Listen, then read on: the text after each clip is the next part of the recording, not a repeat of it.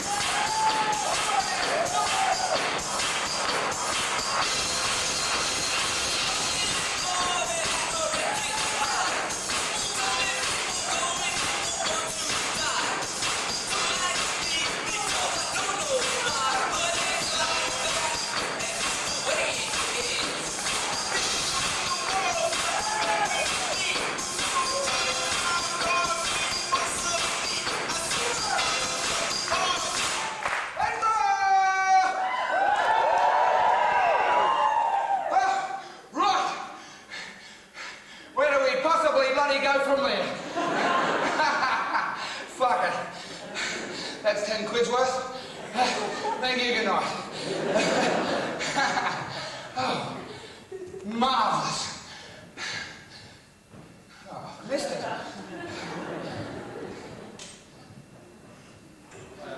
G'day, yeah, saunter in here, take your time. Sorry, mate, we started on time. No, that's all right. Give me a chance to have a bit of a breath, just dance your fucking guts out there. Because the pressure's off, mate, you know, this is special gigs. These are special gigs. And I just did something there like, I know a lot of you are sitting there thinking, Jesus Christ. But that beginning, it's a very fucking strange beginning, that. It's like I started my show with an end. I think it's a bloody good end, but it's very early. But that was basically designed for 650 people. You know, to blow the fucking roof off this place.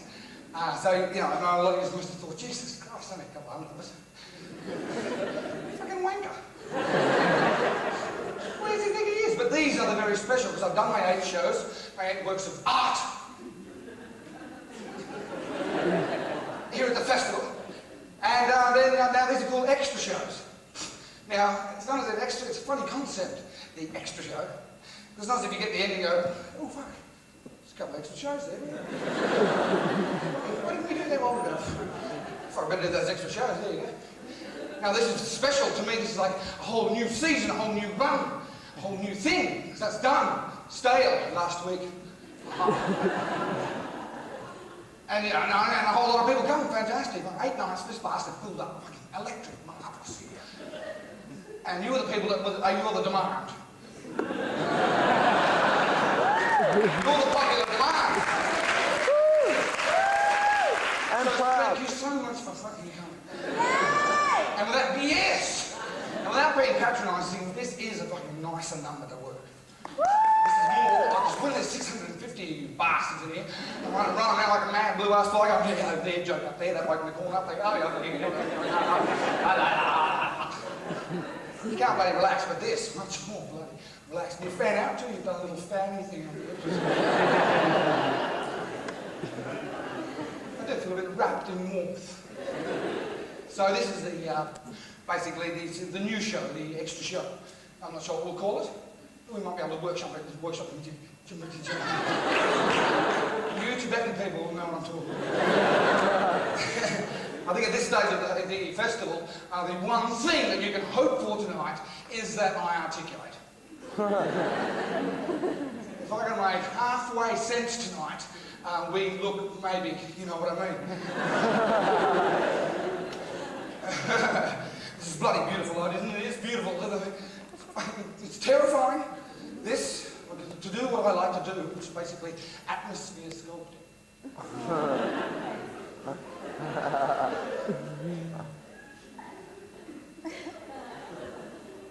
Oh, I like it. But it is, it's terrifying but beautiful.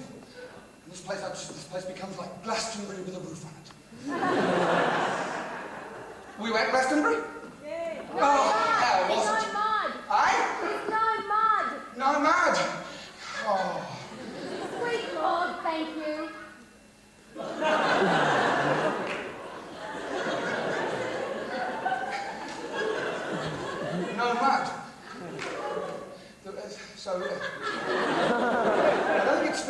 stick you up there just because you're blind. There was a shitload of mud in fucking Glastonbury this year. Why are they putting the blind people up the back? Because the hearing's so good, is it?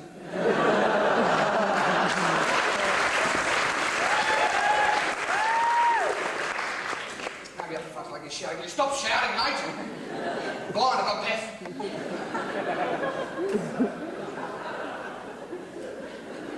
This is going to be good. I can just feel laughing. I can feel the little pockets, a little snowball inside Go Mountain up here. Bloody Glastonbury. No, it was like the great God Almighty did a great God Almighty 300-acre shit on the place. Walking around 3 days, bloody Wellingtons and anorak mud up to your asshole. It's very sexy. Took you hours to bloody get anywhere, like World War bloody 2, wasn't it? Bloody, oh God, where you going? I'm off to see Robbie. Yeah. Oh, any luck you'll miss it. Sorry, not to get stuck into Robbie too much, no. It's just that I was asked to go to Glastonbury and do the Oxfam speech, the peace speech, on behalf of Worthy Farm. And I've written a beautiful little speech, you know, and gone there and bloody walked around Glastonbury, no mojo.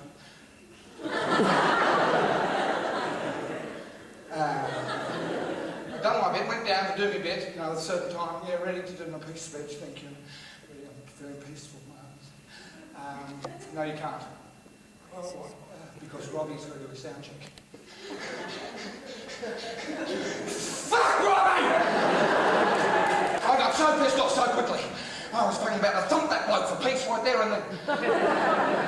I called Robbie's manager. I said, what do you mean we can't do the peace speech because of bloody Robbie's sound check? No, he can't cut his time down. I said, can't be he can cut a couple of songs, can't he? He's going to do a couple of bad covers, isn't he?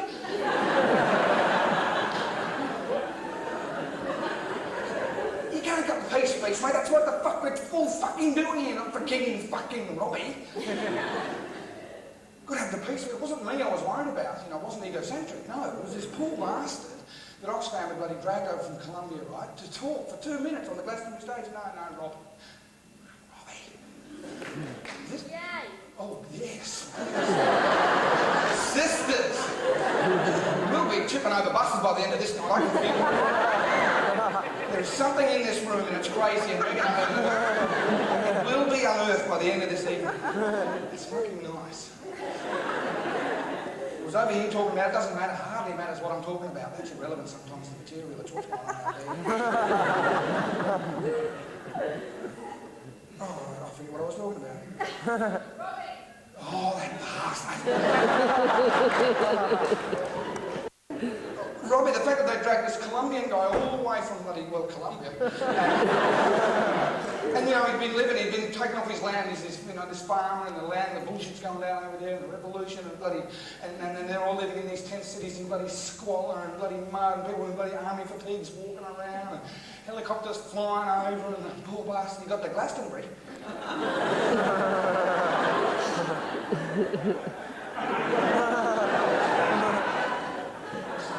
He said, are these people okay? Are these people all right? Yeah, mate, yeah, no, they pay 75 quid. Poor bastard freaking out. They finally said, you can do your peace speech now, we're ready for you now. You know, I wasn't there ready, really, I was still angry. Peace! I was straight up, It wasn't very peaceful sort of speech. But that's hardly relevant though. I digress totally there. Very Robbie gets me going a bit. Just have a drink, hang on. Just one thing before we go on, because it is really fantastic to be in Scotland again. I've had a really very good time this year. And also to be in Edinburgh, of course. Fucking Edinburgh. And bloody here there's several rooms and this bloody big bastard here. The music hall, without sounding pompous, I'd have to say this would be the grande dame of the Fringe. I mean, look at the earrings on the old bastard. Look at the stomach stud on this old bastard. That is one big bastard of a light fitting, isn't it? That's a big bastard. I love that shit. Family of four could live in that bastard. That is a big bastard. Chandelier bastards. I mean, I know it's a similar, you know, like rich bastard. That is a big rich bastard. Because I remember I was here in 1990 and we had plans, our 100 crowd come up from the Wyland room and just pinching that bus. The next morning we go, did you see the chandelier? No. Tinkle, tinkle, tinkle. We're all going to take the crystals out of our trousers and just drop them in the street. Because we had visions of taking it over. Now tell me, now I've got to talk to the locals just for a moment, and maybe any visitors have had your fucking eyes open. But the Scott Monument, is Scott like the name of a scaffolding firm, is it?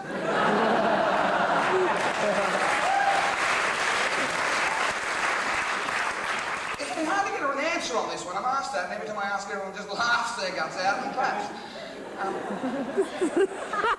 Because I've been here for a period of like 8 years or so, over an 8-year period. Now, I don't know if have I seen the Scott Monument? No, I'm sure I have. No, the thing is, I'm sure I have seen the Scott Monument. Was there a couple of years when the scaffolding came down there for a second? Did it come down? It bloody did, didn't it? I wasn't tripping, it came, I did see it. I saw the Scott, that's the Scott Monument. Oh, I see. What was their public outcry, was that? Put the scaffolding back up! People saying, scaffolding, scaffolding! I mean, you live somewhere as beautiful as Edinburgh, you deserve one eyesore in town, don't you? That's what we were going to do in 1990, take that big bastard straight across to the Scott Monument and stick it on the top. It would have looked beautiful. Because that's all it lacks, because one thing the Scott Monument at the moment lacks, I suppose because it's made of scaffolding, everything in Edinburgh is so fucking lit, isn't it? Edinburgh is so magnificently lit. Everywhere you bloody look, oh, look at the castle itself. Oh, fucking lit, isn't it? What is that? Is it a cliff or something? That's some big rock face. What is that? It's fucking lit, though. What is that, a bank? Is that a bank? It's lit. It's a hotel? Is that fucking lit? It's gorgeous. It's some bugger's house. It's lit, though. No, I have to go to the bloody toilet and go, oh, fucking lit, isn't it? Lit to the shit house in Edinburgh. Because it's so bloody Scottish up here, isn't it? I don't know if you found that. I find that. Every guy, it's fucking get Scottish up here. Scottish. But Edinburgh's sort of different though. Sort of Edinburgh is so Edinburgh. No, this is good. A fight's always good. Comedy night, not so much the aggro at the time, that's a bit like, oh God, but then you laugh like bastards, like, oh God, you see that bastard hit that bloke, yeah. Fucking beauty, wasn't it? The girl jumped on his back like that.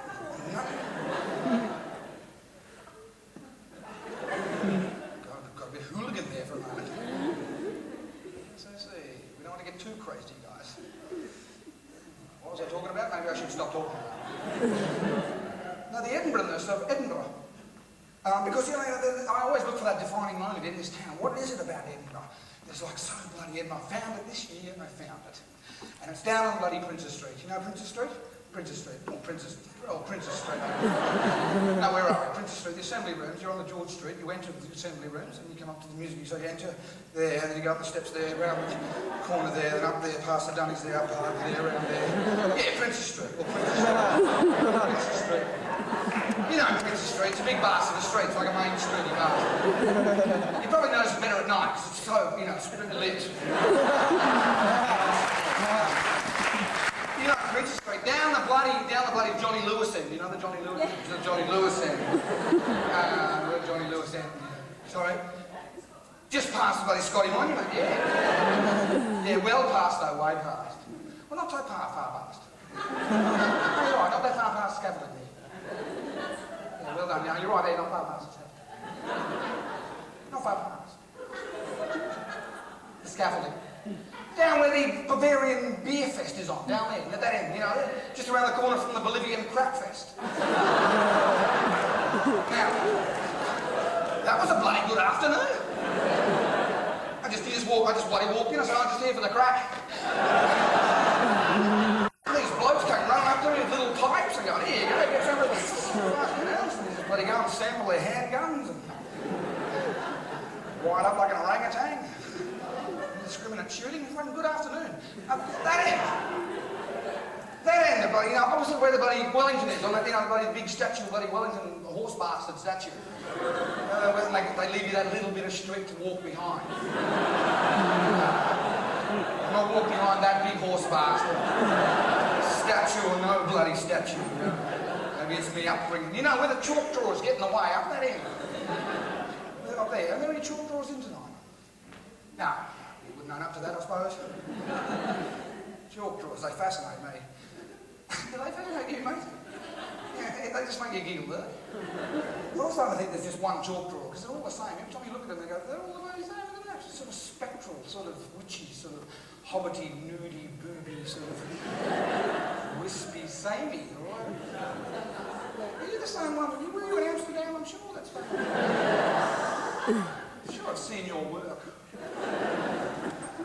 I think maybe you should just get a bit of chalk and sit down the footpath and rob. That's just how it goes. Oh shit, booby, hobbity, oh. I won't be doing that again. Down that end is a very Edinburgh thing. Down that end, near Wellington's big horse and the chalk drawers and the Bolivian Crackfest, there is the defining Edinburgh moment. Oh, bless you. Cough it up, Nick. It might be a gold watch.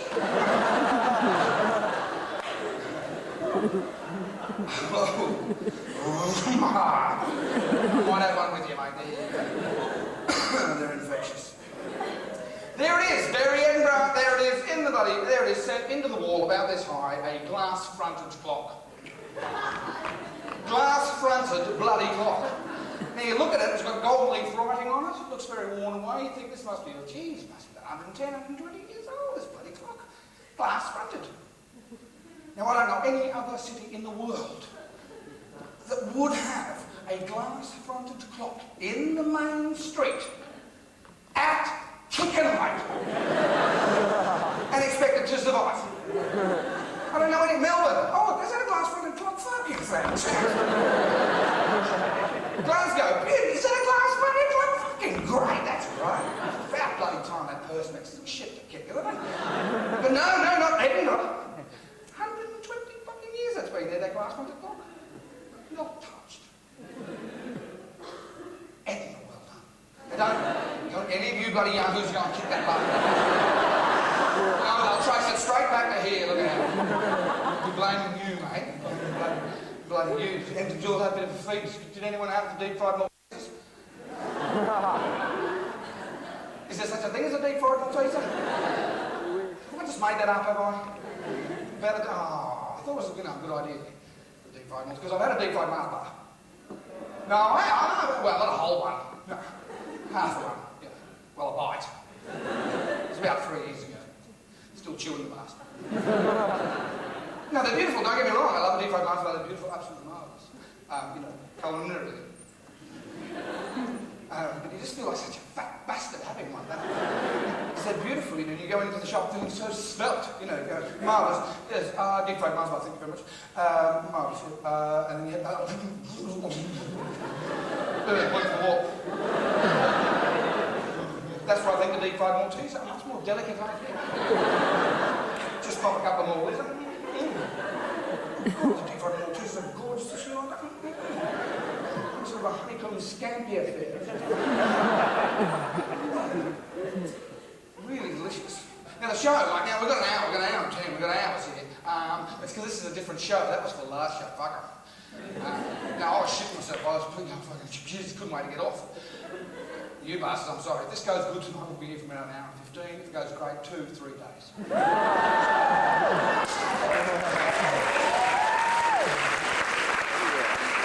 I think Margaret, you bothered to come out, no, the bastard out there. Hey? You're just talking to yourself.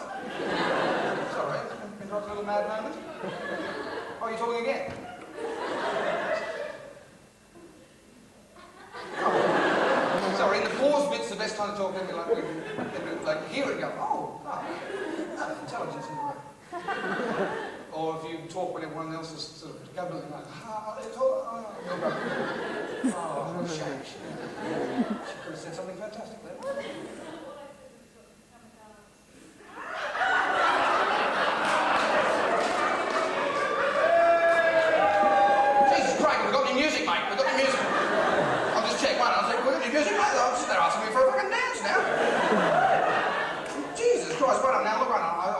show. Dancing wasn't part of the new show.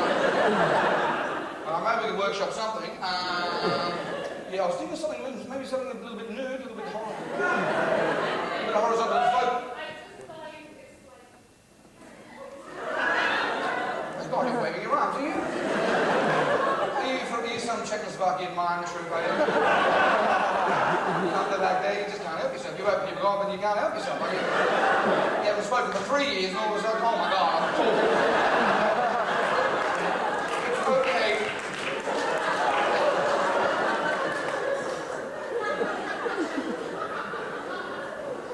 That's what I love about this festival, the international flavour, the international language of mime. So we've got about an hour, so you've got me relaxed. You've got a bit tense, but I'm quite relaxed this week. And now this is, it's all purely theatrical. I don't know what they thought last week. I don't give a shit what they thought last week. But I've avoided going anywhere near that stuff. So don't worry, don't think, Jesus Christ, well, of course he's still going. Look at the fucking mountain of shit over there. Boogie fucking nights, yeah. Tony Montana, fucking Scarface, Al Pacino, fucking amounts of fucking cocaine over here. But I've avoided the stimulants because that shit there, you get people on that, you just think, you get on that. I did it once, 1985, I think, Melbourne. Fuck, you think you're so fucking funny. That ain't necessarily so. So I stayed right away from that no stimulants. I must admit, I have had a fucking Red Bull. Holy fucking Toro! Mean little soft drink bastard, isn't it? Seen all these young people, all the youngsters this year, so many fucking youngsters about drinking fucking Red Bull and vodka. Have a Red Bull like the youngsters. So that's all about Red Bull. Probably some of the best fucking grass that I've seen back in Edinburgh for a long time. And the mushrooms are good too, I don't mind that. And I have had a Viagra. So I might have to have a wank about halfway through.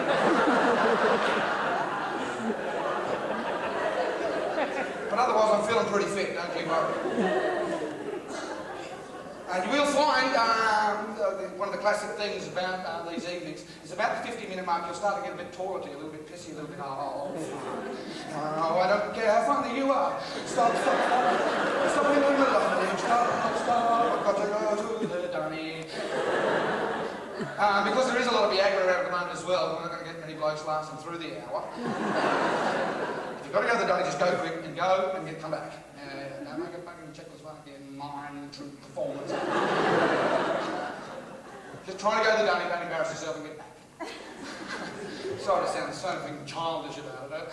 Amazing things people do when they go to the church.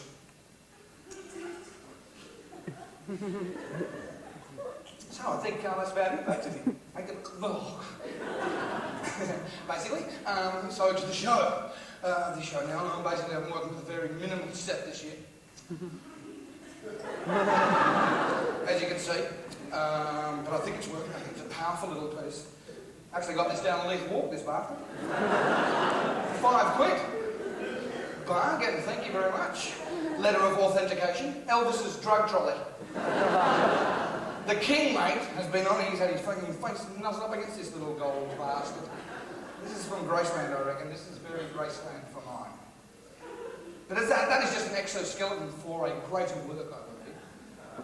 No, mate, you may laugh. You may chuckle. I say, but an ask it again. Fantastic. I'll be interested to know what you think, mate. Your mere giggling gave a little bit away, I have to say.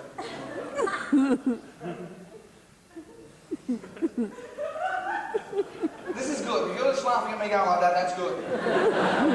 It is so bloody theatre in here, isn't it? It's fucking marvellous. Because it's not as if you can walk into Barclays, and Bank of Scotland stand like that, is it? You don't get away with it. No, here, marvellous, people giggling. Several names I've been dabbling with this work. I'm trying to think of some names for it. One name I am working with is Tour de France. It gets a bit of a giggle. Now that was quick. Now the little blue bloody diamond comes on a little bit quicker with the whiff, does it?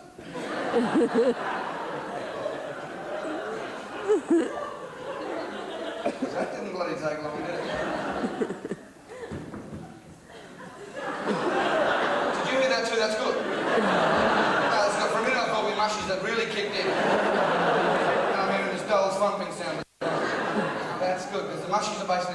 I know when the hour's up. When you start going, that's when I'm trying to get off hours up, beauty. So there is a phantom in here, apparently. There's a phantom, the grey lady, they call it. No, I know you guys just make up bullshit about ghosts. You just get the tourists in. But it sucked me in, good story. Apparently she hung herself in my dressing room. That was good. Yeah, marvellous. Yeah, great. Yeah, well, I'm glad about that. But that was humanoid, I think, the bang dory. And the papadams too, yeah. Yeah, okay, yeah, fair enough. 3 has got it, that's enough. It did sound a bit like an Indian meal to me there for a second. Bang dory. And I shouldn't have said it twice, that was weak, mate. It was weak. But fucking poetry is poetry, and it should be acknowledged. There was a bit of poetry, and then it slipped past, and then we went over it again and went, yes, acknowledged, marvellous.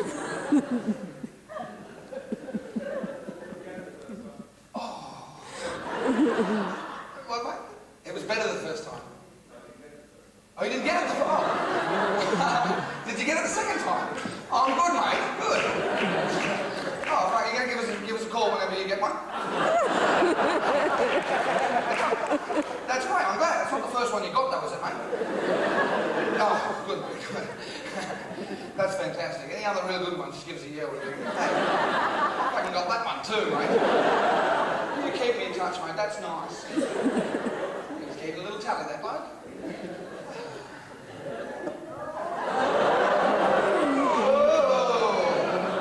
I got a quickie, mate. Sorry, it's getting fat. Sorry, Davis. No, I don't need to. He's gonna have a wank. He's gonna have a wank. I should just leave it there, shouldn't I? I said I would. I didn't think it'd go that. The Tour de France. Yeah, it gets a nice little giggle. If that was in a work of art, I'd be quite happy with that reaction. You know? Tour de France, here you walk past my work. Tour de France. That's a pretty good reaction to a work of art, I think. I like that. And because of Tour de France, I don't know if you thought that about the Tour de France. But like, you know, those poor bastards, they were told one morning, you can't go to the back of the van now and get them little tablet bastards. You know? They say, what, so you expect me to ride up that bastard hill with none of these little tablet bastards? I don't think so. You want me to get on a fucking bike for 24 days, do you? Well, without these little tablet bastards, I don't think so. Fuck off, I'm going home. And they all pissed off. You know, of course they do. That's a long way to bloody go, isn't it, without your little tablets, for Christ's sake. They've been doing it for years, poor bastards. And it's because the cheating aspect, well, apart from the cheating aspect of drugs and sport, what really infuriates me about the press is that they're not more specific about what drugs the sports people are taking. You know, drugs in swimming, drugs in cycling, drugs in drugs in sports. What drugs? I mean, why aren't they more specific so we know how admirers to be of these athletes? Because if they're bloody getting on those bikes with bloody ecstasy tablets and riding for 24 fucking days in a straight line, well, fucking fantastic. Any normal, sensible bastard has one, dances for about 7 hours, you know. But fuck, get on a bike, mate, and ride it for 24, that's fucking fantastic. Give me a yellow Guernsey, yeah, nice shirt, mate, love you, I love you. You know, is it? I don't think it's ecstasy. I don't know, what drug are they on? What drug are they on? It's not Viagra, I'm sure it's not Viagra. I don't think that's a bike riding drug, is it? That's the last thing you need on a bike, I think. I'll get it. Jeez, look at it, you have to stick it in the pump rack, wouldn't you?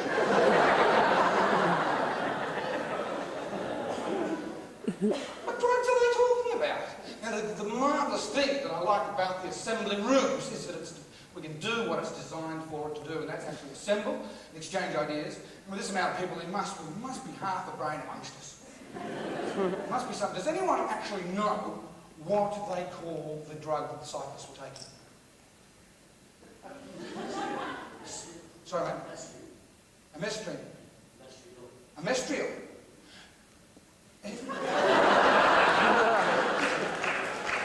Doctor, chemist. Doctor. Amestriol. I haven't heard that one. No, I've been asking that question now for 10 nights. I've got creatine, ear-pectinol, and now this one. Immistrol. And what do you take it in tablet form, doctor? Yes. You do? And you just... Oral? Take it. Up your ass. So they just stick them on the bike set before they head off. So that's all that stuff they're doing. Is taking the tablets. Take one of these bastards before a race. Okie dokie, there we go. Ready? And what's a designer do, mate? Just make me ride like my bike like a bastard for days. So who do you prescribe it to? Cyclists, basically. Hello, Dr. Hanway, look, I've got this photo. I've really got to get on the bike, mate, for about 24 days. You better get one of these up your ass, fella. Is that what you do? Who takes them? Oh, you don't have to tell me that, doctor. Industrial, eh? No, that's good. Industrial, creatine, and propylene. EPA, is it, or EPO? EPA, well, another smart bastard. Shit, you with the whole minibus too. There you go, it's promesterolene, yes. Now, I don't know if actually Tour de France is a good bloody, is a real good title for this. I think it's a bit shallow. I think it's a little bit outdated. It's gone, the Tour de France, and it's not really, as we know now, it's a mystery book.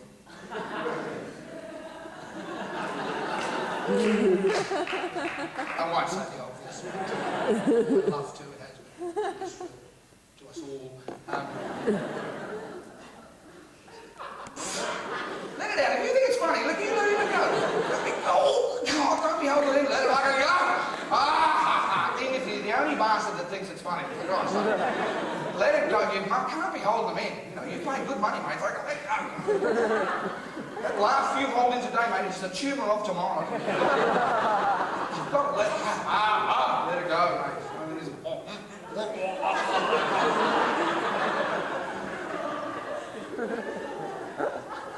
that's how you got everybody in the mystery up here. But I don't think Tour de France works, so I've been dabbling with another title, which I think is a bigger issue that is merely a theory to me at the moment. But I'm thinking I'm deciding on calling this work Executive Decision. Now that gets a little bit of a ripple too. Why? Why do you think? I don't really know. Because as an artist, normally you don't have the artist standing by the work of art explaining the art. You just go Executive Decision. Oh. That's very good. You know, Damien doesn't stand by his cows and tells you, why the fuck he did that. Because if he could, well, he couldn't. But executive decision gets a little murky. Now, why? Why do you go, Because this is only a new theory to me, that maybe the higher echelons of power, maybe the world that I see as maybe in a little bit of a mess. I don't know what you think. Anyway, it's a big one. You don't have to tell me now. But I wondered if it might be, maybe it's to do with who's in control, who's in charge. Maybe it's their fault, God forbid. The people who make the decisions, who make the executive decisions, the powermongers, and I wonder sometimes when I see their decisions in the paper and I hear what they're up to, I think, what are they? What are they? They're in another world. What are they? Mountains and mountains of cocaine, I think. Go into a lot of business decisions that go on around the world. This is just a theory I have. It's an alleged, I'm not, I've got no hard facts, I'm not like a panorama. I'm a comedian, I just think it's funny. In a really sinister way. So executive decision, I wonder if it's not, well, you're a bit late. Or you snuck out very well. Executive decision, is it in fact what's going on? Is it the cause of a lot of silly ideas? I mean, I wonder within the entertainment industry. I mean, do you watch the telly? You watch the telly. Companies must watch the telly. Well, there's sometimes you watch the telly and you think, geez, what is that show? That is a bloody stupid show. And why?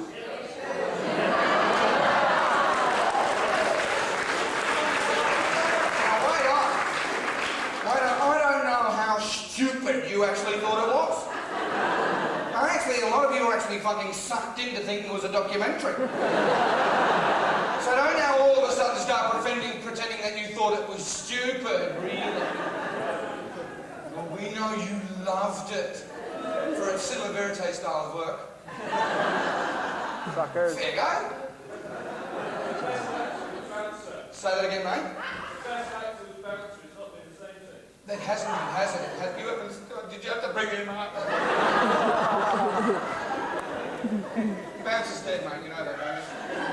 Oh, don't laugh.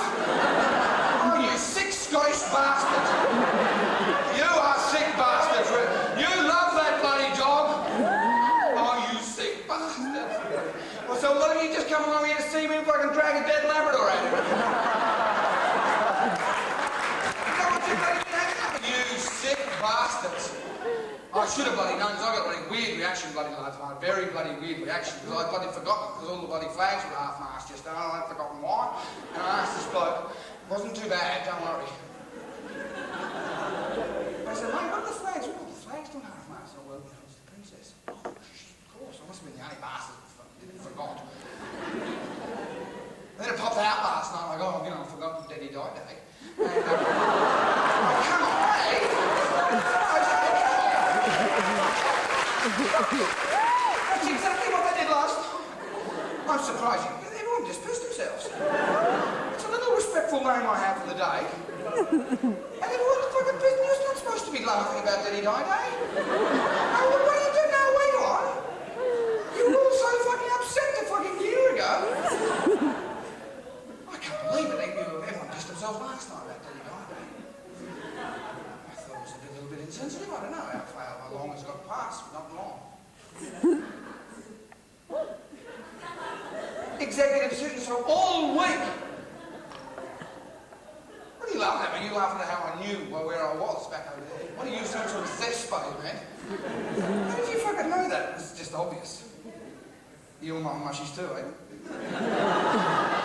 This one's for you, mate. Watch these assholes.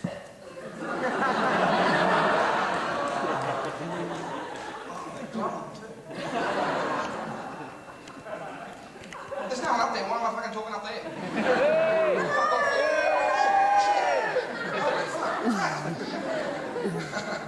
Families brought a tribe in.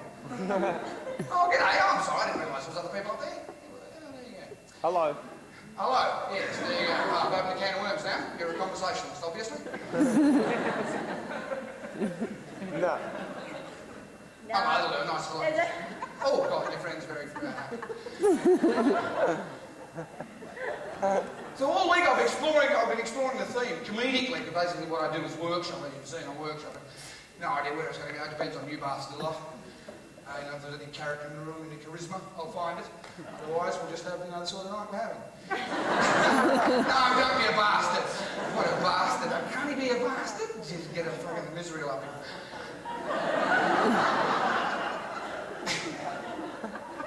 Sorry, Doctor. You've told me far too much about the misery of tablet. We've been discussing a topic, we workshopped, we tried to work it out, basically, on the comedy stage. What is the seat of power and how can we change it? Righto, call me a lightweight. But that was our comedy challenge. And we explored it from many angles. Globalisation we started with. You know what globalisation is? No, nor do I. But it's going to be one of those words in about 2 months' time we're not going to be able to be game to say I don't know what it is because it's going to be everywhere, globalisation. You imagine it's something that global, don't you? Something about the global. Bit of isation. Don't you reckon? No, it must be that. A bit global, it's a bit of a global thing, a bit of an earthy thing, probably Earth, planet Earth, probably. That sort of thing. Globalisation. I think the seat of power lies within the globalisedness. And it lies within two areas, I believe. Not politicians, as we're led to believe. I think they are mere puppets for these other two things. Yes, thank you. Mate, Jesus. What a horny bastard, isn't he? He's getting his money's worth out of that little blue bastard. What the fuck am I standing? Look at this. Derek fucking Jacobi now, isn't it? Fucking Jacobites. Fucking the Derek Jacobians. What the fuck am I miming there? I hate that. Oh, so much mime shit out the back there. No, I don't think it's with the government. I don't think it's with politicians. I think it may be with two things. It might be a joining the two, either the economy or the media. I don't know, one or the other. The economy, don't get me started on that. I don't know how to explain the economy because I've got no respect for it. I've got no desire to know too much other than what I think. But I think it's an abstract demon created by capitalism to keep a whole lot of fucking people miserable. Basically, that's what I think the economy is just there to do. And how do you explain? Look, there was an incident, actually, an incident. It was more an instance. There was an instance in the last year that I think really describes how the economy works and how this globalised bloody aviation bloody carries on. But he was this Japanese bloke in Japan. He was bloody in the head, executive bloody decision bastard.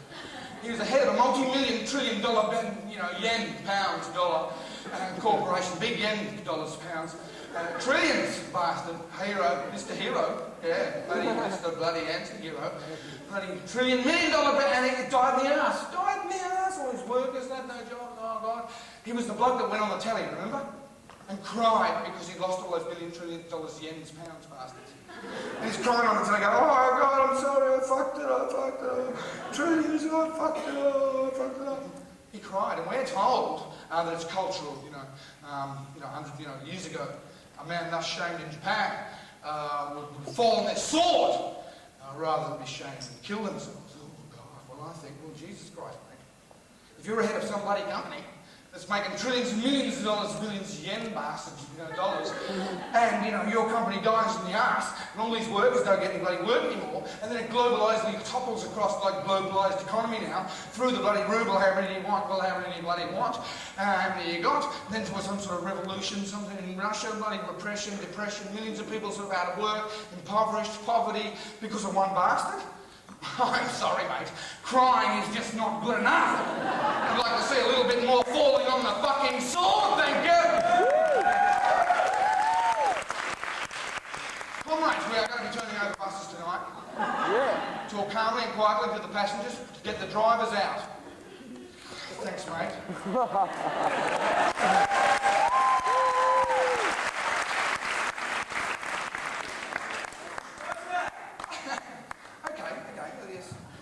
There you go. Oh, how many beers am I going to get? Yeah, you can start throwing marijuana at this point. No, it's all right, mate. No, we'll be fine. We've set fire to this, the whole place will fucking go on. It's 50,000 street value there. Don't fuck with me. Thanks, mate. I needed that. Sorry, Governor.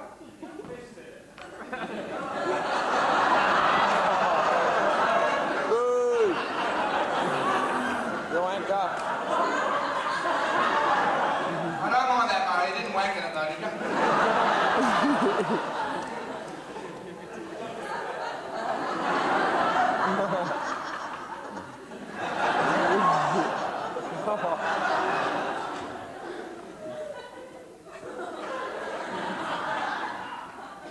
So, yeah, a lot of respect for the economy. Then there's this other thing.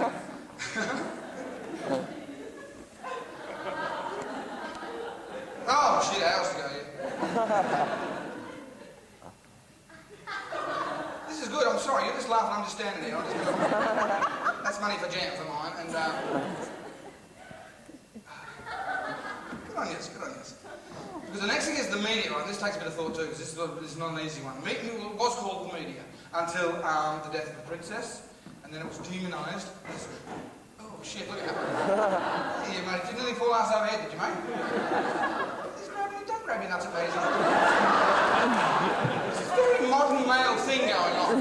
The last couple of nights, boys are actually running down the finger steps, grabbing, and then, oh, look, a couple. So they're at the 45-minute mark now. Now it's about, for the next 10 minutes, it'll be theatre of the week. So I try to get a through line going, and people go, dark, bladder empty. And it makes me really think there must be a lot of people there actually not going to the toilet, and then I go into ugly, imaginative areas like, well, how many gallons of piss did you people bring in this queue into this room? There you go.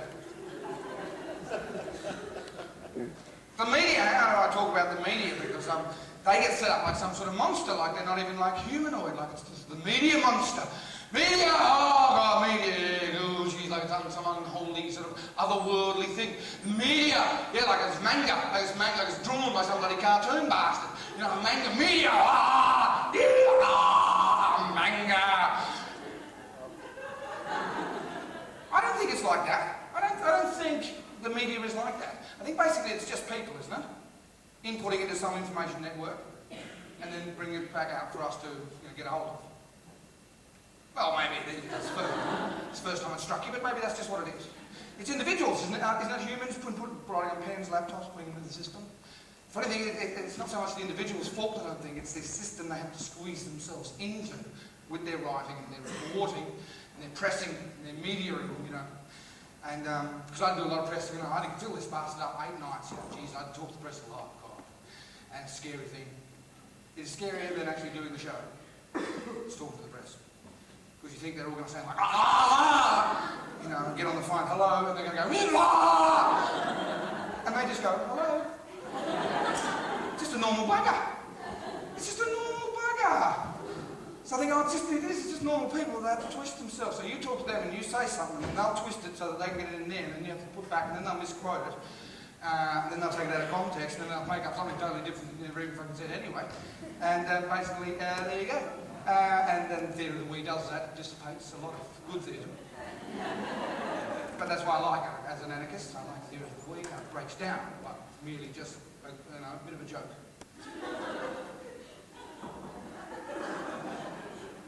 Still liked it. Sorry? Still liked it. Thanks, mate. You are the friendliest audience I've ever bloody had. Never before have spokespeople for the group said, look, mate, I got that joke. And now I've got another one of you new men bastards. So I like that one. I'm glad I did these other shows, the extra shows. I'm glad I fucking found them out of that. It's been bloody beautiful, that. Because the thing about the media is it's all spin-doctored.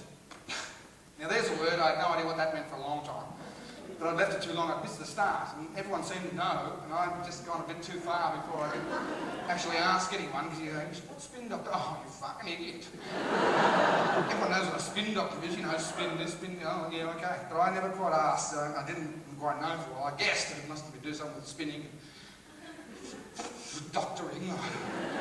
But it wasn't, it was something spinning, and then I find out it's spin doctor means lying. Lying! Oh God, why did they say that? I suppose they can't say that, can they? You know, the liars for the government say today. We're going to catch on, aren't we? See that thing in the paper today about the liars and the government? Yes, come on, let's go down there. Ah! Spin doctors, I mean, some spin doctor bastard invented bloody spin doctor as a word for lying, I think. The original spin doctor, I suppose. Spin doctoring, that's often hard because I've had to spin doctor. You have to bullshit. I can't actually say to journalists what this show's about. Look, I'm just going to run out and I'm an impresario of the nouveau abstractismo expressions. Yes. And I'm going to snort a whole lot of cocaine, drink a lot of vodka and just see what happens. Fuck it. And I'll let people go for a week because I like it. And they're writing it down. Put it out, sounds stupid on paper, like, oh yeah, really want to go for that bullshit. And so this year, because I think that basically the seat of power and how to change it, I think it might be the truth. I think that might fuck a few things up. I think that might cause a little bit of damage to the truth. It's out there, apparently. Apparently it is. So I think, okay, as a conviction towards truth tonight, there's a couple of confessions I have to make. There will be no spontaneous human combustion this evening. Now, sorry, I know that's disappointing. I know a lot of you bastards think, geez, I would love to see that Aussie bastard go up. But no, it won't happen. I'm sorry. You should have actually sussed it yourself, done a little bit of research. A little bit of research, and possibly been aware that spontaneous human combustion is not something that you can actually plan. So I can't really say, you be here at 10, I'm going to go up. And you're a bit fallible for coming along thinking that I might have. I have to say, it is one of my great fears, spontaneously human combusting. I think that would be really embarrassing. I think a lot of ways to go, but not that way. Do you like fancy beer? Yeah, that'd be cool. Looking forward to that beer too. No, I don't want to go up. So there will be no spontaneous human combustion, I'm sorry about that. Now, also, the big lie is this bastard, the suit. Now, I'm not a suity sort of a bloke. I just put it on for this festival. As a bit of a con. A veneer of respectability. Tosser. And I've shit, it worked big time. I'm straight up, people come up here fucking years, what can we get to have funny as a bastard? No, this year, put the suit on, 5 stars. fucking sucked in, you bastard. And I always knew it was the suit that was holding me back. I always knew the fact that I didn't wear one. But this year I fucking bit my lip, put the suit on, got a poster in a suit, you know, just like the rest of them, only I'm on fire.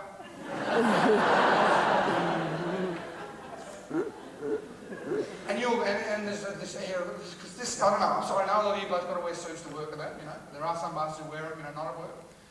And they are this weird veneer of respectability. I mean, I've been on bloody Richard and Judy, for God's sake. In this suit. Now, fucking hell, Eddie. Well, oh, no, thank you for having the suit on me. Amazing, they asked me, would you be Richard, be Richard and Judy? I said, jeez, oh, I don't know, what, both of them? Be Judy, I suppose, don't know about Richard. Oh, yeah, bloody hell, yeah, I can do Richard, yeah. But this is the suit I got, because they didn't have any bloody suits, so I just, I use Richard's suit? No, I have to get your own. And this is what I got, and, this is, and I put it on, and I'm on Richard and Judy. Now, how does that work? That's fucking bad. You know, it's the suit. It's a suit. It's a veneer of respectability. It's a veneer of toss-up. Even hardened fucking criminals are told when they go before the judge, please, come. You're going before the judge, put your suit on. You might just get away with it. Criminals wear suits. So I think, okay, well, look, I've got to redress this fact. It's got to be real. What I've got to do is be truthful. So I've got to get rid of the suit. So that gives me this fantastic idea: a costume change. Fantastic. We're in the theatre, marvellous. Because they all do it. Elton John, bloody Kylie, they all bloody have costume changes, don't they? Bloody Kylie, she goes off, change the dress, come back on again. Oh, Kylie, that's fantastic. Oh, that's beautiful, Kylie. Goes off again, another, oh, I like that one. Nice dresses, complex. Can't go wrong with a costume change. But I thought, well, no, I'm an innovator. And this is the Edinburgh Festival, don't you have to do something more interesting? Can't run off. I will bring the dressing room on stage and invert the whole process of the theatre. Fucking marvellous. And that's exactly what I've done. With this bastard here, I've got a little change of clothes, a bit of a prop, towel, go again, vodka. Where's my deep fried Maltesers? That's what I want to know. A bit of attitude, actors alike. Come here once a fucking year, where am I fucking deep fried Maltesers? For Christ's sake, fucking hell. Do some more flyering, how are they going to know I'm extra on? You know what they're like, these actor bastards. But this is the dressing room. This is actually from the actual Edinburgh. This is actually from here, the assembly rooms. This is, I don't know, I suppose you guessed that. But it must be for cloaks, I imagine, when people actually did wear cloaks. Don't you reckon it looks a bit cloaky time? Although the cast is probably not. You know your casters, you know your antiques. Was that a bit of an antique giggle, was it? That was like, of course they're not Victorian, those casters. If we actually turn this right, we can pick up Russian television. We haven't talked to the bloke from Space Station Mir last night. Poor bastard, he wasn't happy. We did our best, but it didn't work. Daddy died today. Got a bit of a laugh. But that's because he's a sick bastard too. So the costume changed. So basically, I can get these. I can totally, because I don't wear shoes normally like this. I'm not a shoe wearer, so I'll get them off for a bloody start. Because I'm not your bloody clippity-cloppity shoe wearer. I don't wear, I'm not your clippity, bloody cloppity, fascist Nazi bastards. Clippity-cloppity boss bastard. Oh, here comes the boss near me, clippity, bloody, cloppity. Even on the fucking carpet, clippity, cloppity. It's not like, no, I don't like the clippity-cloppity, so off come the bloody shoes.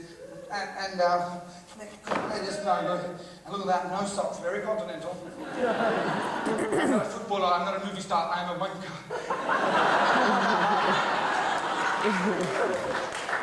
That's much better with the bloody shoes off. I feel all kung fu. I feel close to the ground. The rice paper of love. Go and get us the tea and Willy Foogie now, what is it? Oh, beauty.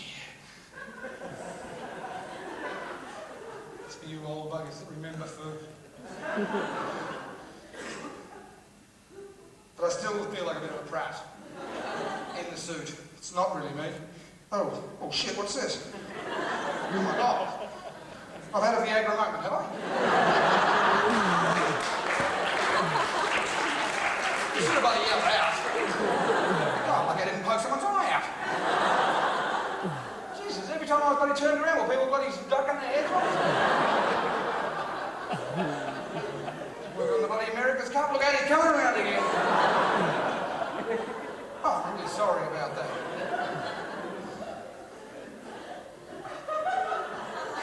I do feel a bit like Paul McCartney, like on that album cover, like this, you know, like the Beatles. Mark is dead. Ooh. I feel like a bit of a daggy old hippie dicky. So this has to come off. Oh, sorry, nothing you're wearing. That was a bit of unfortunate. Nothing. This has to come off the coat because it's bloody hot. I'm surprised I've had it on so bloody long. You got to prove a point. You got to prove a point. And now this is where the blokes. I don't understand blokes. When you get down to this bit, it's like half a suit. So the full suit is like half a criminal. And what's criminal is the suit trousers seem to be made of the dickiest, like crumpliest dicky dick material.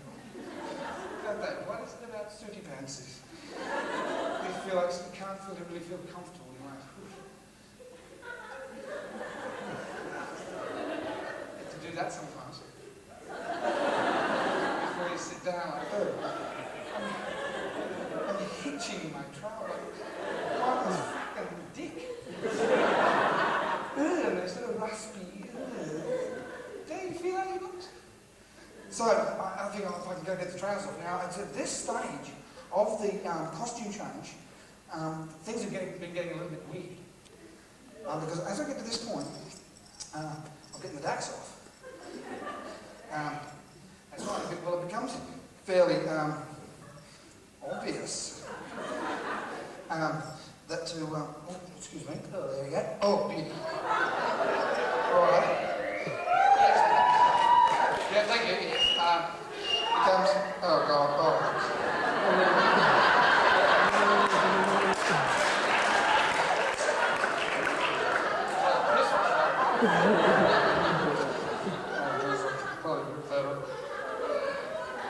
Does look a little bit like I pissed myself a bit.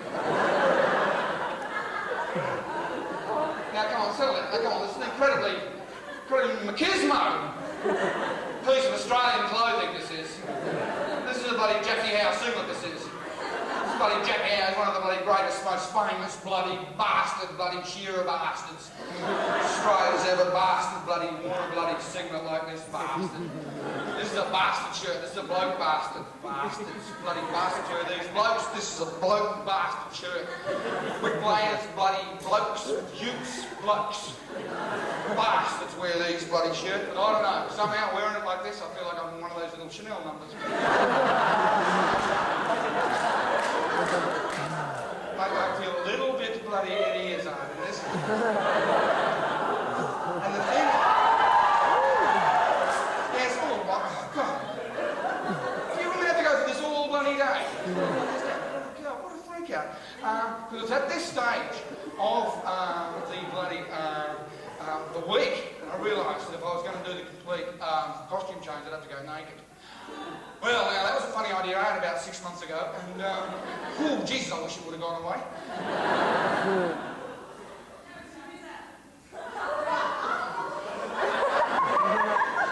My whizzer.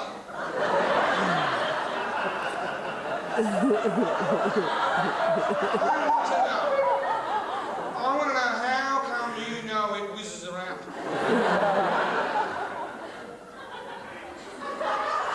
It's what? Oh, because it's plugged in.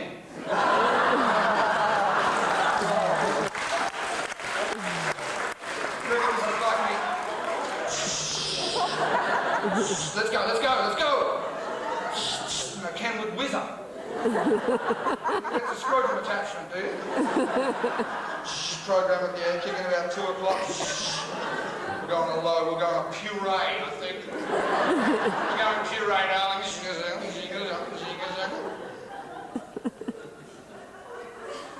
Doesn't look like I've got some sort of bionic attachment.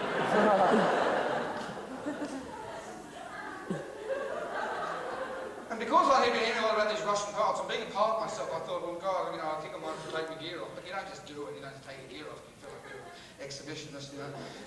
Not that I did, no one could see anything. Because, anyway, and I did it for 8 nights, took the clobber off, and said my poem in the name of art, beauty, and repressed society, and that nudity is just a wonderful thing. And then I realised, Jesus, all I needed to do, I didn't even have to take off the bloody singlet. I could have just put the trousers straight on. I didn't have to get nude at all. Fucking hell, 10 nights it fucking took me. And I'm standing up here in the darkness doing fucking poetry. Oh, shit, it was embarrassing. Because the male penis, in times of extreme, like, temperature, especially the cold, or fear, the male genitalia, the penis, the testicles, withdraw inside the body. Well, fuck, mine sure did. I had a bloody lump in my throat, I tell you. I didn't mind so much, you know. I never worked so bloody hard on a fucking poem before. 6 months I was in the gym for that bastard.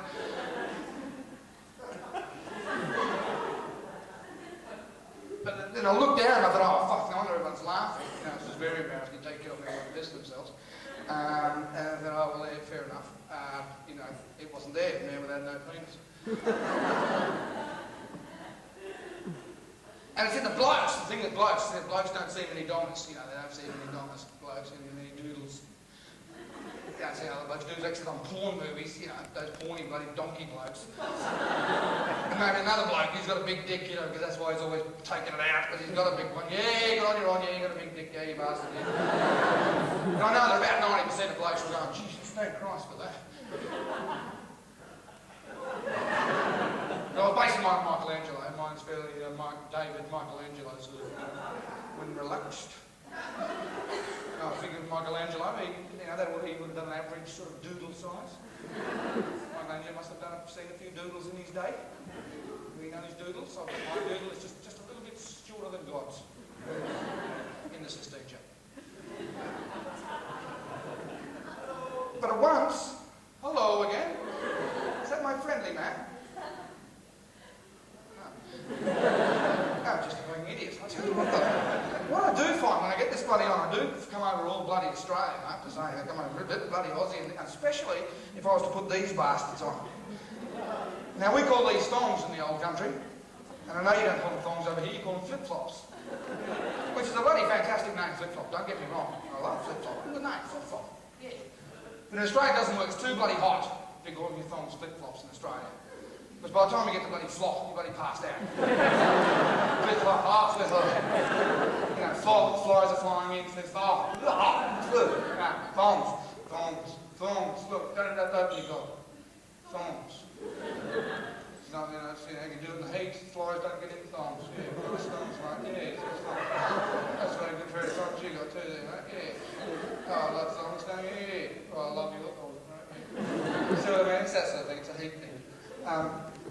But these aren't the thong. There you go. These are the thong. And the thing about the thong, the thing about the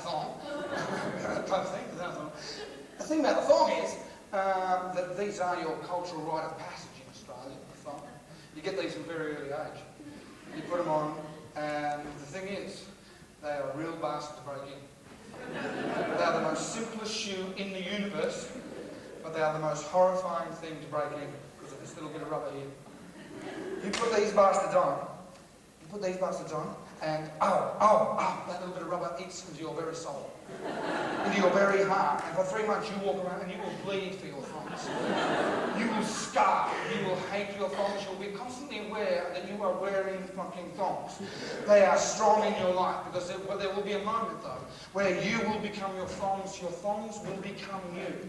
And there is that beautiful day, it's about 3 months in, where the world seems to go silent just for you, so that just you can enjoy that day when your thongs break off. Yes! These are my thongs! these are my thongs, and then they are yours, and you knew a thong. This is you walk to the beat of your own thongs, I tell you. And they are like wild brumbies to break in. But you have to be like Robert Redford, the bloody thong whisperer. Come on, you little bugger. Wild thong. Ooh. Whoa. The thing about being Australia over this way is that you don't bloody hear about Australia much in the news and that, unless it bloody catches fire or something. Or some bugger gets bit on the bum by a shark or something. But there's been one woman who's been getting far too much bloody press over the last 6 months in Australia. And I want to bring her up because we've got to really talk about this. Her name's Pauline Hanson. Have you heard about her? Oh, no. Have you heard about her? Yeah. Oh my God. Too much, I think we've heard far too fucking much. What have you heard? She's beautiful. She's what? She's beautiful. Well, let me hope that's fucking Australian irony at work there. She's, hey? She's a witch. She's ugly. She owns a chip shop. She's a disgraceful racist. You fuckhead. But look out, I didn't realise I don't have worms here. This is the assembly rooms being used how it should be. Pauline Hanson, she should be denounced. More and more, I haven't heard her denounced much in the bloody press. But just the fact of what she's talking about, the Pauline Hanson, she's from Australia, up in Queensland, up in bloody deep north of Australia where I come from, up there, all bloody rednecks are, all bloody Queenslanders are, all bloody Pauline fucking Hansons fucking are. And she's launched the Pauline Hanson One Nation, racist bastard party, And there, she's talking about it. Don't like immigrants, I don't know about the immigrants, really, it's about time. One Nation, yeah, muddy white, that's what she wants. One Nation of white bastards, that's what she wants. That's all she wants, and she's so fucking dumb! She's so dumb, she wants the fucking Aborigines to go back where they fucking come from.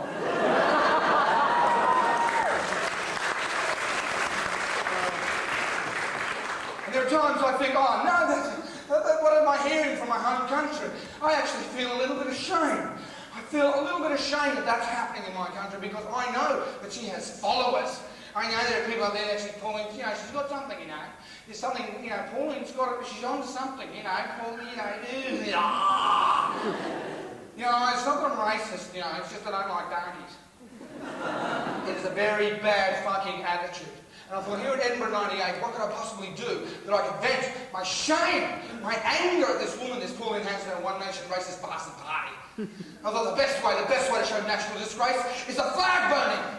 I thought I'd have a flag burning. An Australian, you can't beat a good flag burning, can you? Bloody Bill, bloody stick it in wherever you like, bloody Clinton, he gets all pissed off, he fucking fucked everything else, he decides to fuck the world, the bloody pink missile crisis. And then we see the Afghanis burning the American flag on the front of the paper. You beauty, it's always great to see the American flag go up. So I think, right, we'll have an Australian flag burning to show our shame, our disgruntlement, but I couldn't get the bloody Australian flag that would burn it. You get these little buggers, they get these little Aussie flags, and you sort of light them and they don't really burn, they just like melt. I thought, well, I'm not going to get a big crowd down, am I? Like, come, disgruntled Australians who want to show their shame and their indignation at Pauline Hanson and her One Nation racist bastard party. Come to a flag melting. Yeah, don't think so, mate. I don't know. There's a bloody flag melting. Sounds like a bloody fondue night.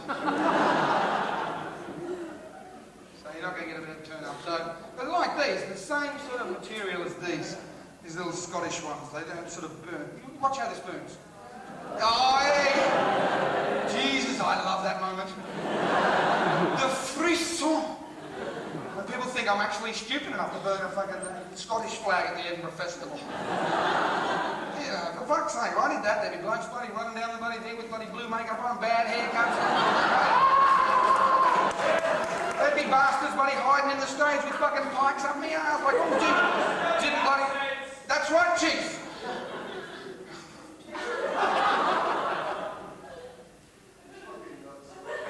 No, it's all right, mate. Just speaking the lingo. Was that a bit of... Did you go into a bit of Highlander there?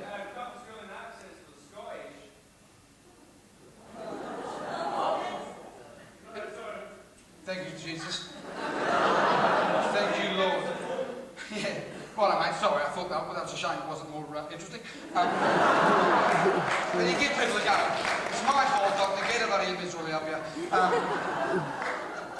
I'm running around with the Scottish, and I'm running around with the Scottish flag too, mate. You having a fucking go at me, you can get fucked.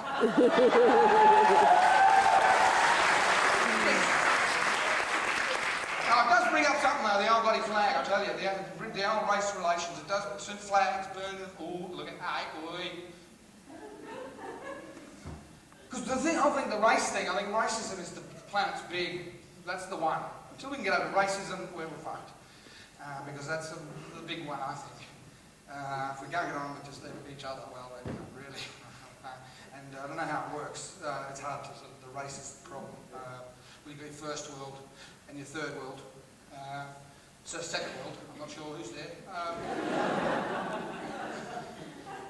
There's someone in the second world. You know, the first world, sort of, you know, the white bastards, rich bastards tends to be white, rich bastards, and the third world tends to be fairly impoverished, and people tend to be black.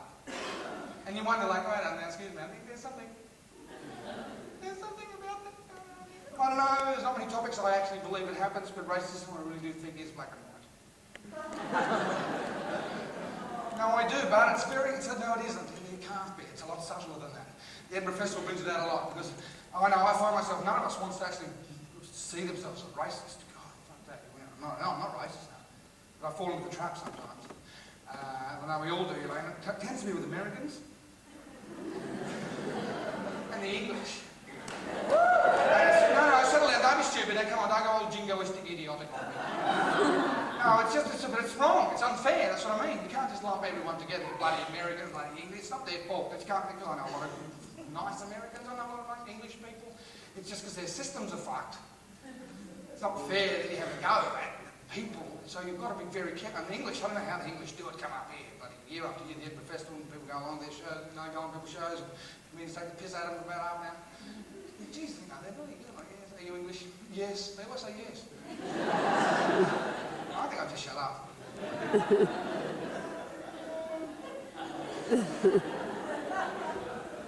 But they don't. And there's a bit of bashing goes on. I think sometimes it's not fair. It gets racist. We all get accidentally racist before our very eyes. We're trying to look at the bigger picture, and we're being racist right? We are. So I want to do something now that amends that. And it's a very old-fashioned thing to do. It's very sort of traditional. It's very communal. And it's very daggy. It's called a sing-along. I know. And this is a very, very Englishy sort of song. But I want, if you're Scottish or Welsh or Australian or bloody American, Paraguayan, bloody Tibetan, it doesn't matter. Sing loud, sing proud, especially you English. Here's a chance for you. This is for race relations. Now, I'm going to do a bit of a song. There you go, mate. Oh, geez, mate, you did that beer all over yourself. Fucking hell. There you go. Yes, look at that. He was happy. He was fucking really happy, mate. He had 10 quid. He'd been laughing all fucking night. And he just poured that in his lap, and now we're going to stop. Anyway, mate, you're with. I'm the only one that can see it, and you, mate. What are you going to do? Mate, you're going to wipe your dick on my towel. Jesus, mate. Jesus. Do I make myself far too accessible up here, do I? I look like the sort of bloke, yeah, have me towel, mate. Wipe your bollocks on that. Yeah, I just have to wipe your face in a minute. It's okay, mate. You give your testes a good fucking wipe there. You're a bit sweaty. Wipe your ass while you're at it, mate. I'm going to give me my fucking towel, mate. Jesus, you just walk around. We're all going to say now because of that. He pissed himself. We're all going to be saying that as we walk out. So we're going to sing a bit of a song. I've made it a little bit Britpoppy to make it accessible to the youngsters. And so it's going to be a little bit like Damon at Glastonbury. So we'll need to have a bit of a lighting change. Suze, if we could make it a little... Oh, so well lit. So it's a little bit Britpoppy, this song. So imagine it's sort of like got a bit of music behind it. It's a bit like sort of Beatlesy. And then when we get to the big sing-alongy bit, you can have a big sing-alongy bit. Okay. It's a funny old song. It's a funny old summer. It's a bit of a bummer. The rain keeps a-falling. A shame I am calling. Didn't win for E. Getting sick of sort E. Glastonbury was muddy. Hooligans are bloody thick. Television is shit. Radio just a bit. Life is unfortunate. So disproportionate. Cool Britannia. Oasis mania. Score New Labour. It's the flavour of the month. The song is nearly gone. Thank Christ it went on and on. So let's have a sing-along. I am a whinging palm. Here we go, everybody now. I am a whinging palm. That's right, I'm a whinging palm. I am a whinging palm. I am a whinging palm. I am a whinging palm. I am a whinging palm. I am a whinging palm. Nice and loud now, let's go. I am a whinging palm. Oh, that's beautiful. I am a whinging palm. I am a whinging palm. One more. I am a whinging palm. Edinburgh, so thank you so much. Thank you for buying my art. Good night.